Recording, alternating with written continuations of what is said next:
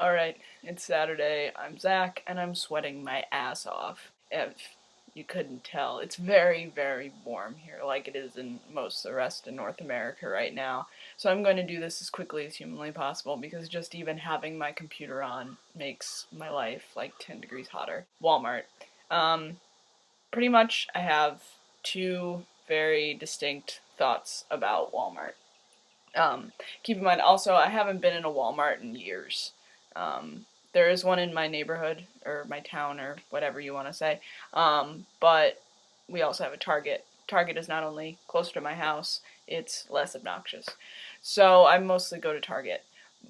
But Walmart, so one, they're run by awful human beings. Most corporations are, but Walmart has kind of become the symbol for how shitty the labor movement has become and how overbearing and absolutely devastating corporate interests can be if you don't really pay attention to all this sort of stuff. And in my defense, I do, because I'm a labor history dork, um, so that's kind of my thing. But Walmart has a very, very long and storied history of denying unions, of union busting, of trying to get rid of unions, of making them not happen.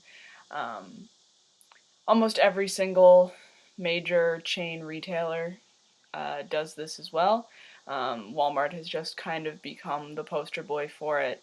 Uh, Recently, there was the class action suit against them that made it to the Supreme Court, citing discrimination against women, that was dismissed on grounds not relating to the actual facts of whether or not Walmart discriminated against women, but it was about class action lawsuits and blah blah blah blah blah. Pretty much corporations won, and they will always win, because corporations are people, but people aren't people.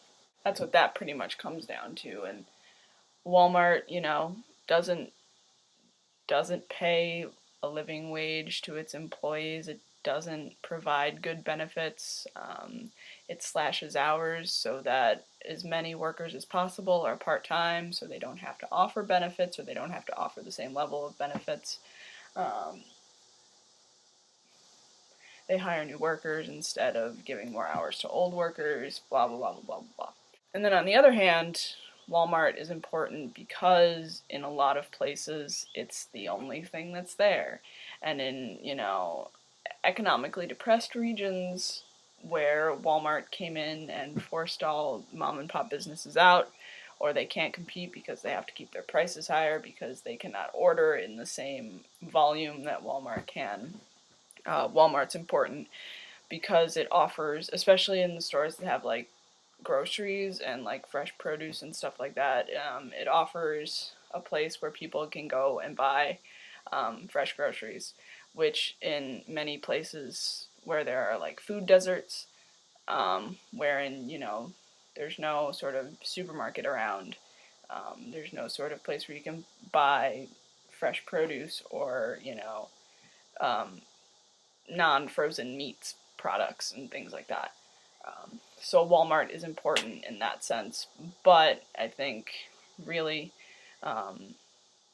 especially, we as people need to start really examining the ways in which labor is conducted in this country and how far it has fallen from its peaks in the 1930s, 1940s, because most people that work in this country have very few rights. Very few people, especially in the private sector, belong to unions. Corporations are constantly trying to keep unions as weak as humanly possible. So they don't have to pay out, so they don't have to give benefits, so that they can get as much money for themselves and for their own interests. That's how I feel about Walmart. So if you don't mind, I'm going to go sweat and die. Hopefully next week, it'll be cooler out, so I can actually talk without feeling like I'm going to combust. So have a good week. Bye.